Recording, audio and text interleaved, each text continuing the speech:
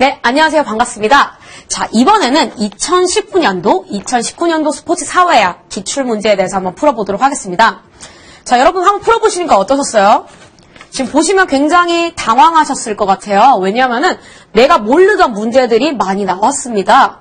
하지만 여러분들 이 책에 나와 있는 개념만 이해하시면 풀 수 있는 문제들이 굉장히 많았었거든요. 그럼 저와 함께 한번 재밌게 풀어보도록 하겠습니다. 1번부터 한번 풀어보도록 하겠습니다. 자, 1번. 스포츠 사회학의 연구 영역과 주제 중 거시 영역의 사회제도와 관련된 연구 내용이 아닌 것은? 자, 여러분 기억나시나요? 스포츠 사회학에는 거시적 영역과 미시적 영역, 그 두 가지가 되어 있었어요. 이 거시적 영역은 무엇을 의미했을까요? 바로 포괄적인 영역을 말했습니다. 포괄적인 개념. 자, 그러면은 이런 포괄적인 개념 안에서 사회 제도를 한번 알아보면 되겠는데요. 자, 여러분 스포츠와 정치 굉장히 포괄적인 내용이죠. 맞는 얘기입니다.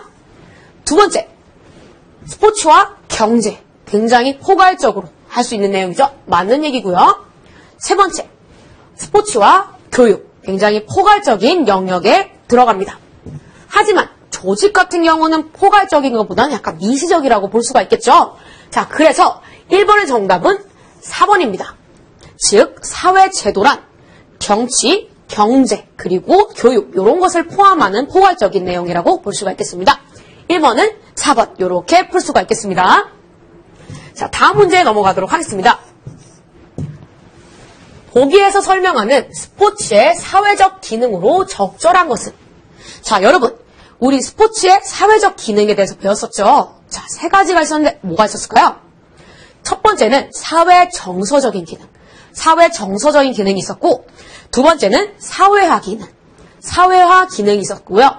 세 번째는 사회 통합 및 통제 기능이 있었습니다. 자, 어떤 건지 한번 볼까요? 2002년 한일 월드컵에서 한국 축구 대표팀은 4강 신화를 만들었습니다.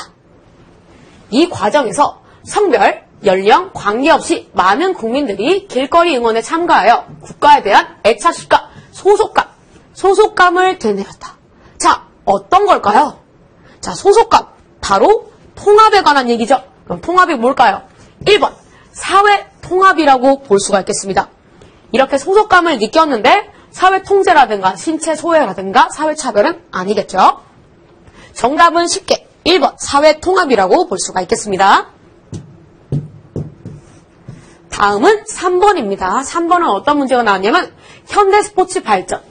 현대 스포츠의 발전에 영향을 미친 요소에 대한 설명으로 옳지 않는 것은 이런 문제가 나왔네요. 자, 옳지 않는 거 한번 찾아보도록 하겠습니다. 자, 사회 스포츠, 현대 스포츠가 발전하기 위해서는 뭐가 있어야 될까요? 바로 산업이 고도화가 되어야겠죠. 즉, 스포츠 용품의 대량 생산 체계가 갖춰지고 연구가 표준화되었습니다. 산업의 고도화, 맞는 설명이라고 볼 수가 있겠습니다. 자, 두 번째. 자, 현대 스포츠가 발전하기 위해서는 인구가 많아야 되는데 여기서는 인구의 저밀도화가 나왔죠. 틀린 설명이겠죠. 저밀도가 아니라 고밀도화라고 볼 수가 있겠습니다. 그래서 정답은 2번이고요. 나머지 정답들도 한번 볼게요. 당연히 현대 스포츠가 발전하기 위해서는 교통의 발전도 나타나야 됩니다. 즉, 교통의 발달, 수송체계가 원활해지면서 다양한 스포츠 행사가 열릴 수 있게 되었다. 자, 이것도 맞는 말입니다.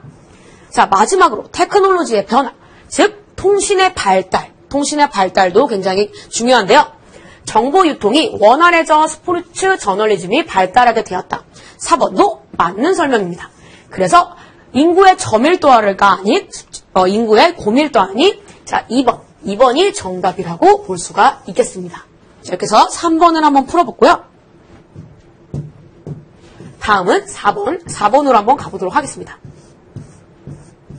자, 4번입니다. 자, 4번은 어떤 문제가 나왔냐? 스포츠로의 사회학. 자, 사회학에 대해서 문제가 나왔네요. 한번 읽어보겠습니다. 스포츠로의 사회학. 요인 중 보기의 설명에 해당하는 것은? 자, 여러분 스포츠로의 사회학 뭐였을까요? 과연 어떤 거였는지 기억이 나시나요? 자, 그 개념에 대해서 다시 한번 말씀을 드리겠습니다. 스포츠로와의 사회화는 스포츠 참가 자체를 의미하는 스포츠 사회화 가정 모형으로 사회화 주관자나 기관, 사회화 주관자나 기관에 의해서 영향을 받는 그러한 것을 의미합니다.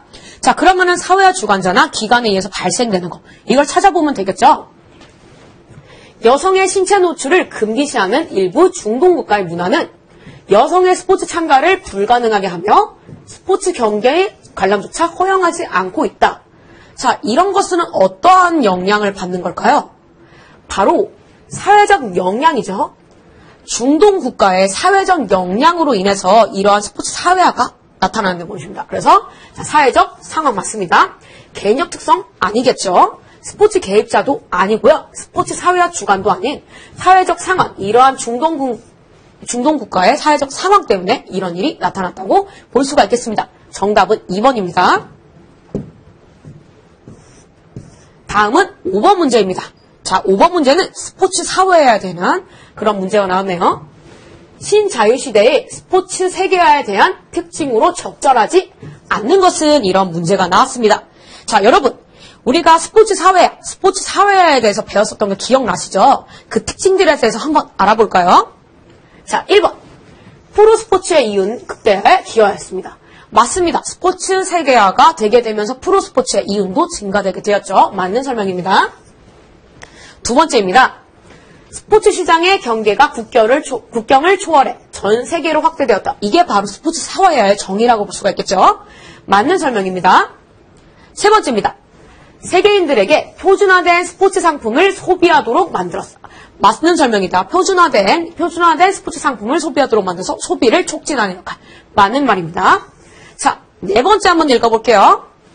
각 나라의 전통 스포츠가 전 세계로 보급되어 새로운 스포츠 시장을 개척할 수 있게 되었다. 자, 여러분, 저희가 스포츠 세계화에 대해서 읽어봤을 때 하나의 특징이 있었어요. 이 스포츠 세계화는 범세계적 동질화를 추구하는 것은 아닙니다. 즉, 범세계적 동질화를 추구하는 것이 아니기 때문에 4번은 잘못된 설명이라고 볼 수가 있습니다. 즉, 전통 스포츠가 전 세계로 보급되는 것보다는 이윤이 나지 않고 사라지는 경우가 굉장히 많습니다. 자, 이래서 정답은 4번이라고 볼 수가 있겠습니다. 자, 다음은요. 스포츠와 정치에 관한 설명이 나왔네요. 한번 읽어보겠습니다. 스포츠 정책과 정치에 대한 설명으로 적절하지 않는 것은 이에 문제가 나왔습니다. 자, 스포츠와 정치 굉장히 연관관계가 있죠. 자, 어떤지 한번 읽어볼까요? 자, 1번. 국가는 스포츠 정책을 통해 스포츠에 개입한다. 자, 우리 스포츠 정책에 대해서 배웠을 때 이런 얘기 나왔었죠. 자, 정답입니다. 맞습니다. 자, 냉전시대 국가의 국제 스포츠 정책은 스포츠를 통한 상업주의 팽창에 초점이 맞춰져 있었을까요? 자, 상업주의가 아니죠. 냉전시대 때는요, 스포츠를 통한 국가주의적 기능을 극대화했습니다. 상업주의가 아니고요, 국가주의적 기능. 상업주의가 아닌 국가주의적 그런 기능을 극대화했습니다. 자, 이거는 상업주의가 아니기 때문에 정답은 2번이라고 볼 수가 있겠습니다. 자, 나머지 병각들도 한번 볼게요. 자, 3번. 스포츠는 상징, 동일화, 조작의 과정을 통해 정치적 기능이 극대화된다. 자, 그때 우리 스포츠와 정치에 배웠을 때 이 세 가지 배웠었죠. 자, 첫 번째, 상징, 두 번째, 동일화, 세 번째, 조작. 이 얘기가 맞습니다. 마지막, 정부는 의료비 지출을 줄이고 산업 생산력을 향상시키기 위해 스포츠에 관여한다. 자, 정부가 스포츠에 관여하는 또 다른 이유가 될 수도 있겠죠. 정답 4번도 맞는 설명입니다. 따라서 정답은 2번이라고 볼 수가 있겠습니다. 자, 7번을 한번 넘어가 볼게요. 자, 7번입니다. 자, 중요한 문제가 나왔네요. 스포츠 일탈에 관한 문제가 나왔습니다. 보기에서 설명하는 스포츠 일탈에 관한 스포츠 사회학 이론 문제가 나왔네요. 자, 한번 읽어보겠습니다. 보기. 일탈은 현존하는 사회 질서 유지에 기여한다는 점에서 정상적인 것으로 간주가 됩니다. 예를 들어 도핑은 그 자체로는 일탈행위에 해당하지만 이를 통해 사람들은 그런 행동을 경멸하게 되고 이에 대한 경각심을 갖게 된다. 자, 이런 이론이 있었는데요. 저희가 이 책에 세 가지 이론이 있었습니다. 첫 번째가 뭐였었죠? 아노미 이론. 자, 아노미 이론이 있었고, 두 번째가 어떤 이론이 있을까요? 낙인 이론이 있었습니다. 세 번째가 뭐였을까요? 바로 사회통제 이론이었습니다. 제가 그때 설명을 하면서 이 이론 외에 나머지 것도 한번 설명을 해드렸는데 그 중에서 구조기능 이론이 있었습니다. 구조기능 이론. 자, 구조기능 이론이 무엇일까요? 자, 구조기능 이론이란 일탈 연구의 주요 초점을 규범 위반에 둡니다. 규범 위반에 두고 규범 위반을 사회 질서의 붕괴가 반영된다. 즉, 사회적 협의와 통합이 깨어진 것으로 개념화하는 것을 의미합니다. 자, 예를 들어 설명할게요. 예를 들어 도핑은 그 자체로는 일탈행위에 해당하지만, 즉, 이 일탈 연구의 주요 초점은 규범 위반에 둔다. 자, 규범 위반에 두고 이를 통해 사람들은 그런 행동을 경멸하게 되고 이에 대한 경각심을 갖게 된다. 그래서 규범 위반을 사회 질서의 붕괴가 반영된 것. 자, 이게 뭐죠? 바로 구조기능 이론이라고 볼 수가 있겠습니다. 즉, 정답은 구조기능 이론입니다. 자, 이 책에는 나와 있지 않지만 제 강의를 들었으면 구조기능 이론에 대해서 아마 들어보셨을 거예요. 자, 이게 출제가 되었기 때문에 다시 한번 읽어보시면 좋을 것 같습니다. 구조기능 이론. 구조기능 이론이란 일탈 연구의 초점을 규범 위반에 두는 것입니다. 일탈 연구 초점을 규범 위반에 두고 규범 위반을 사회 질서가 붕괴된 것, 이렇게 보는 것이 바로 구조기능 이론입니다. 그래서 정답은 1번입니다. 자, 다음은 스포츠 상업화에 대해서 한번 알아보겠습니다. 자, 스포츠 상업화에 따른 변화 중 보기의 사례에 해당하는 것은 이렇게 문제가 나왔네요. 2013년 미국 프로야구 LA 다저스와 신네시티 매치 중 경기에서 한국의 류현진 선수와 추신수 선수 간의 맞대결이 펼쳐지자 미국 프로야구 사무국은 이날을 코리안데이로 지정하고 한국의 걸그룹 소녀시대를 초청하여 애국가를 재창하게 하였다. 이 외에도 미국 프로야구 사무국은 각종 이정 행사 및 경품 행사를 개최하여 언론의 반응을 촉각을 곤두세웠다. 자, 이거는 무엇에 대한 그런 얘기일까요? 한번 읽어볼까요? 자, 1번. 스포츠 기술의 변화. 자, 이렇게 코리안데이로 지정한 게 스포츠 기술의 변화일까요? 자, 아니겠죠? 그럼 스포츠 규칙이 변화된 걸까요? 아니겠죠? 자, 바로 스포츠 조직에서 조직이 수행한 거기 때문에 스포츠 조직의 변화. 3번이 맞습니다. 4번, 선수 코치의 경기 성향 변화. 이것도 틀린 얘기입니다. 정답은 쉽게 3번이라고 볼 수가 있겠습니다. 다음은 9번입니다. 자, 9번은요, 원래 우리 프로스포츠의 순기능과 역기능론에서 배웠는데, 이거에 맞는 그런 개념들은 따로 배우지 않았는데, 이번 기회를 통해서 이거를 정확하게 여러분이 알고 계시면 더 좋을 것 같습니다. 자, 1번입니다. 보류조항.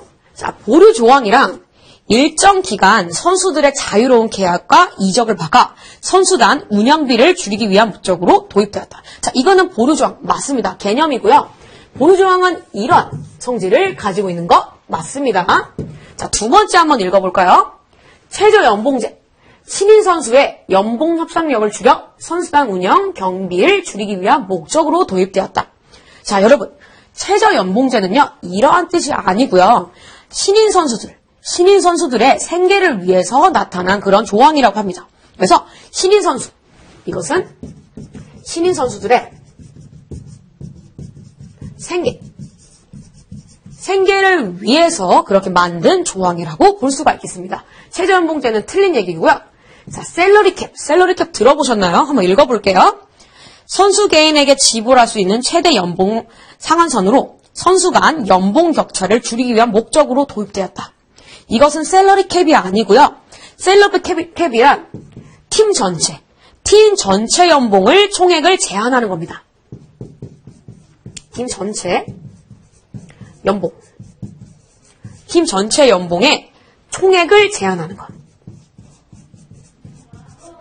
이것을 바로 셀러리 캡이라고 합니다. 이것도 틀린 설명이겠죠. 자, 마지막으로 트레이드. 트레이드 많이 보셨을 거예요. 트레이드. 선수가 새로운 팀으로 이적하기 위해 구단에 요구할 수 있는 권리로 구단은 특별한 사유가 없는 한 선수의 요구에 응해야 된다. 트레이드는 이런 뜻이 아니고요. 프로팀 사이에서 전력을 향상할 목적으로 소속 선수를 이직시키거나 교환하는 일. 즉, 소속 선수를 이적시키거나 교환하는 일을 트레이드라고 합니다. 이것은 틀린 말이죠. 그래서 정답은 1번이라고 볼 수가 있겠습니다. 자, 다음 10번입니다. 자, 10번. 보기에서 설명하는 딥플로어의 미디어 이론. 자, 미디어 이론에 관한 문제가 나왔네요. 한번 읽어보겠습니다. 미디어의 영향력과 스포츠의 소비 형태는 연령, 성, 사회 계층, 교육 수준, 결혼 여부 등에 따라 달라질 수 있다. 이런 이론이네요. 자, 미디어의 영향력이 서로 다른 하위 집단의 구성원에게 획일적으로 미치지 않을 수 있다. 자, 읽어보시니까 어떤 이론이 가장 생각이 나나요? 자, 여러분, 우리 많은 이론들을 배웠죠? 그중 중에서 우리 사회범주 이론에 대해서 배웠을 거예요. 자, 사회범주 이론이 무엇일까요? 비슷한 환경에서 생활을 하면 생각이나 행동도 비슷해진다는 그런 이론입니다. 즉, 연령이라든가 성, 사회계층, 교육 수준, 교육 여부 등 비슷한 환경에서 생활을 하면 그만큼 영향을 받는다는 뜻이죠. 그러면 뭘까요? 답은 바로 사회범주 이론입니다. 사회범주 이론입니다. 자, 우리가 다른 사회범주 이론, 개인차 이론, 사회관계 이론, 문화규범 이론 다 이런 걸 더 배웠죠? 개념 한 번씩 다시 짚고 넘어가시길 바라겠습니다. 자, 정답은 2번입니다. 자, 다음은요. 스포츠의 계급과 계층에 관한 그런 내용이 나왔네요. 스포츠의 계급, 계층에 관한 설명은 옳지 않는 것. 자, 우리 계층과 계급 차이점. 자, 배웠죠? 한번 읽어보겠습니다. 자, 브루디웨는 계급론에 따라 따르면 골프는 상류 계급의 스포츠로 분류된다. 자, 골프 어떤 그런 게 있었죠? 맞습니다. 바로 상류층의 스포츠 맞는 얘기고요. 자, 베블린 이게 계급론에 의하면 상류 계층이 스포츠에 참가하는 이유는 자신의 지위를 과시하기 위해서다. 자, 우리 상류 계층의 특징 중에서 뭐였죠? 과시용 스포츠를 많이 한다는 게 있었죠? 정답은 맞는 말이 됩니다. 자, 세 번째 한번 읽어볼게요. 마르크스는 계급론에 따르면 운동선수는 생산수단을 소유한 지배계층에 속한다. 지배계층이 아닌 피지배계층에 속한다. 이것이 맞는 말입니다. 그래서 정답은 3번이고요. 4번도 한번 읽어볼게요. 베버는 계층론에 따르면 프로스포츠에서 감독과 선수의 사회계층 수준은 연봉 액수만으로 평가되지 않는다. 그쵸? 다른 것들도 굉장히 많이 영향을 받겠죠. 정답은 3번. 이 생산 수요를 소유한 지배계층이 아닌 피지배계층이 맞는 설명입니다. 정답은 3번입니다. 자, 다음은요. 자, 정치와 스포츠에 관한 문제가 나왔네요. 정치가 스포츠를 이용하는 방법 중 보기의 사례에 해당하는 것은 자, 스포츠에 참여하는 선수가 팀이 스포츠 경기 자체를 뛰어넘어 특정 집단을 대리 또는 대표하는 것으로 의미가 확장되는 과정을 일컫는다. 자, 읽어보시면 바로 답이 나오죠. 대표하는 것은 뭘까요? 대표하는 것은 바로 상징화에 관한 얘기였죠. 자, 우리가 스포츠와 정치 중에서 세 가지 배웠어요. 상징, 동일화, 조작. 그 중에서 대표성 유무는 바로 상징에 관한 이야기였습니다. 그래서 정답은 1번 상징화라고 볼 수가 있겠습니다. 다음은 또 스포츠와 일탈과 관련된 문제가 나왔네요. 자, 코글리가 제시한 일탈적 과잉동조. 자, 과잉동조를 유발하는 스포츠 윤리 규범의 유형과 특징이 바르게 연결되지 않는 것은 이렇게 나왔습니다. 여러분, 과잉동조 기억하시나요? 과잉동조가 뭐였을까요? 과잉동조란 훈련 또는 경비와 관련된 규칙이나 규범을 무비판적으로 따르면서 한계를 벗어난 그런 행위를 말습니다. 자, 그래서 이 과잉동조에 대해서 한번 얘기할 건데요. 자, 한번 읽어보겠습니다. 자, 몰입규범입니다. 몰입규범. 운동선수는 경기에 헌신해야 하며 이를 그들의 삶에서 우선순위에 둬야 됩니다. 자, 이것도 과잉동조의 특징 중에 하나입니다. 두 번째는 구분짓기 규범입니다. 구분짓기 규범은 뭐냐? 운동선수는 다른 선수와 구별되기 자신만의 경기 스타일을 만들어야 된다. 자, 여러분, 이것은 과잉동조에 관한 이야기는 아니고요. 규범짓기 규범이나 무엇을 의미하냐면 운동선수의 탁월성을 추구해야 된다는 그런 이론입니다. 그래서 이것은 규범짓기 이론은 즉 운동선수는 탁월성을 추구해야 된다는 그런 규범 중에 하나입니다. 자, 여러분, 지금 조금 생소하실 건데요. 이 문제가 계속 출제가 되고 있어요. 그렇기 때문에 이 개념 꼭 기억하시면 좋을 것 같습니다. 정답은 규범짓기 모범. 자, 정답은 2번입니다. 다른 것도 한번 읽어보겠습니다. 다른 건 뭐가 있을까요? 자, 인내규범. 인내규범이란 운동선수는 위험을 받아들이고 고통 속에서 경기에 임해야 된다. 이것도 어떻게 보면은 과잉동조로 유발하는 그런 행위 중에 하나겠죠. 맞습니다. 도전규범. 운동선수는 스포츠에서 성공을 위해 장애물을 극복하고 역경을 헤쳐나가는 노력을 해야 된다. 이것도 과잉동조의 그런 성격 중에 하나입니다. 자, 이것도 맞습니다. 자, 정답은 2번입니다. 자, 다음은요. 조금 굉장히 생소한 문제일 거예요. 굉장히 당황했을 텐데 한번 읽어보겠습니다. 크로젯이 여성에 대한 남성 선수의 폭력과 남성 스포츠 문화와의 관련성에 관한 연구 내용에 해당되는 것을 찾는데요.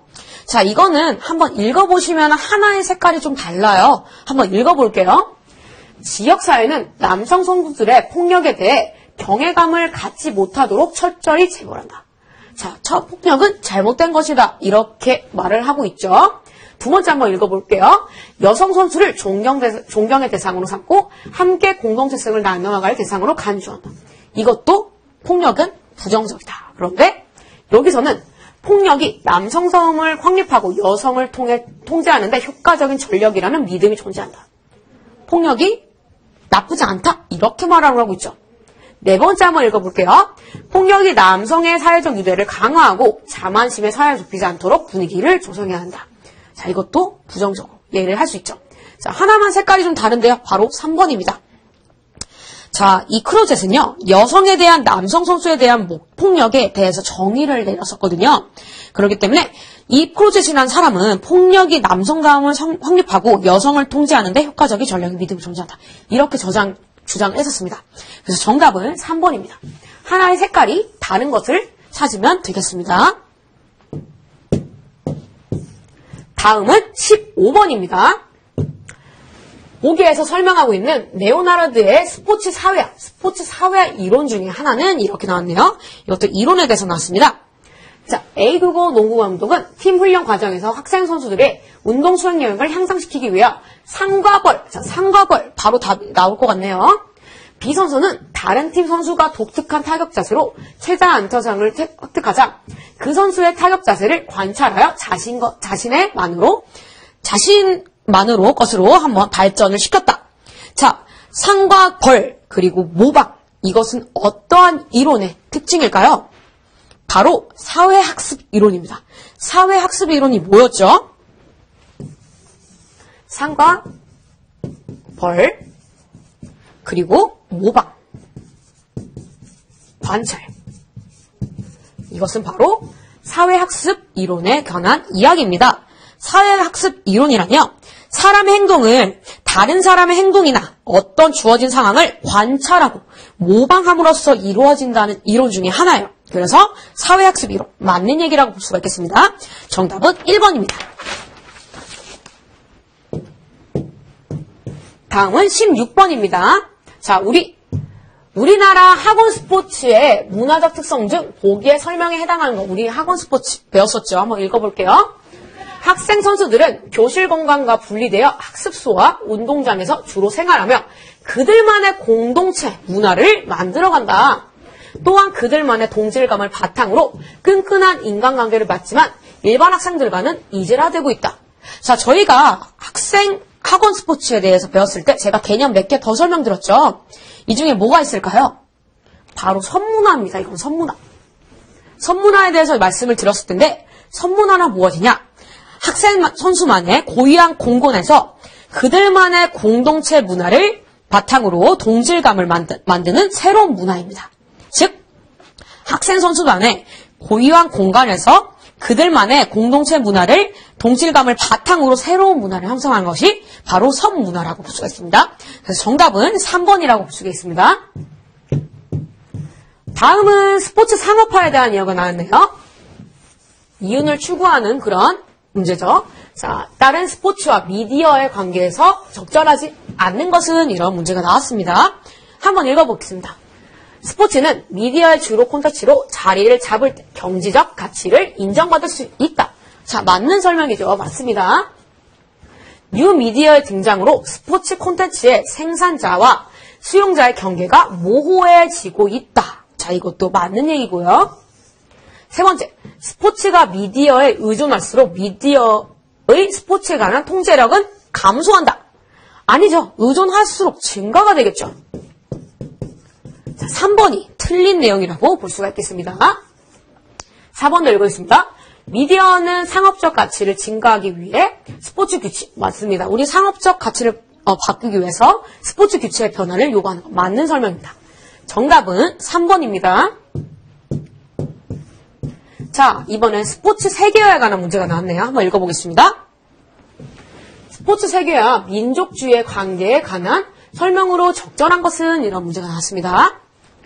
냉전 시대에 스포츠 세계화는 민족주의를 악화시켰습니다. 자, 악화시켰을까요? 아닙니다. 강화를 시켰습니다. 강화. 이때 이제 민족주의가 강화가 되면서 스포츠 세계화가 훨씬 더 빨리 되는 그런 경향을 가지게 됐죠. 두 번째, 민족주의는 국가 간의 원인이 되어 스포츠 세계화의 걸림돌로 작용됐다. 자, 걸림돌이 아니라 어떻게 보면 민족주의는 디딤돌의 역할을 했습니다. 세 번째, 제국시대 스포츠 세계화는 식민국가의 민족주의를 악화시키는 결과를 초래하였다. 악화시키는 게 아니라 강화시키는 결과를 초래하는 게 맞는 설명이겠죠. 마지막으로 스포츠에 내적된 민족주의적 속성은 다국적 기업의 세계화 전략의 중요한 자원으로 활용되어 있다. 자, 이게 맞는 얘기입니다. 자, 이게 맞는 내용이고 정답은 4번입니다. 자, 다음은 19번 문제입니다. 자, 19번 문제. 스포츠 사회학의 정의에 대한 설명으로 적절하지 않는 것은 이렇게 문제가 나왔네요. 스포츠의 맥락에서 인간의 사회행동 법칙을 규명한다. 맞는 얘기고요. 스포츠 현상을 일반 사회 구조의 측면에서 설명한다. 이것이 바로 스포츠 사회 정의라고 볼 수 있겠죠. 사회학의 하위 분야로 스포츠 현상의 사회학적 개념을 적용한다. 자, 이것도 맞는 설명입니다. 선수 개인의 행동과 관련된 인간 내면의 특성 및 과정을 설명한다. 이것은 스포츠 사회가 아니라 스포츠 심리학에 관한 내용이라고 볼 수가 있겠습니다. 정답은 바로 4번이라고 볼 수 있겠습니다. 자, 마지막 문제입니다. 자, 20번은 스포츠 계층이동에 따른 그런 문제가 나왔네요. 스포츠의 계층이동 유형에 따른 설명으로 적절한 것에 대해서 나왔습니다. 수직이동은 한 팀의 선수가 다른 팀으로 같은 대우를 받고 이동하는 것을 말한다. 수직이동이 아닌 수평이동. 자, 수평이동이 맞는 설명이겠죠. 두 번째, 개인이동은 소속 집단의 특성 계기를 통하여 집합적으로 이동하는 게 아니라 그래서 개인이고 있죠. 개인적으로 이동하는 것을 말한다. 이거는 틀린 설명이고요. 수평이동은 팀의 2군에 소속되어 있던 선수가 1군으로 승격하여 이동하는 건 뭐죠? 바로 수직 이동에 관한 얘기죠. 이것도 틀린 말이고요. 자, 세대 간 수직 이동은 운동선수가 부모보다 더 많은 수익과 명예를 얻게 되는 경우를 말한다. 맞는 설명이죠. 세대 간 수직 이동. 세대 간의 수직으로 이동하는 것, 더 높게 올라가는 것은 바로 이 맞는 설명이라고 볼 수가 있겠습니다. 정답은 4번입니다. 이렇게 해서 1번부터 20번까지 2019년도 스포츠 사회 문제를 다 풀어보셨고요. 읽어보시니까 굉장히 어렵죠. 자, 이론과 이 개념에 대해서 연관되어 나오는 문제가 많았고요.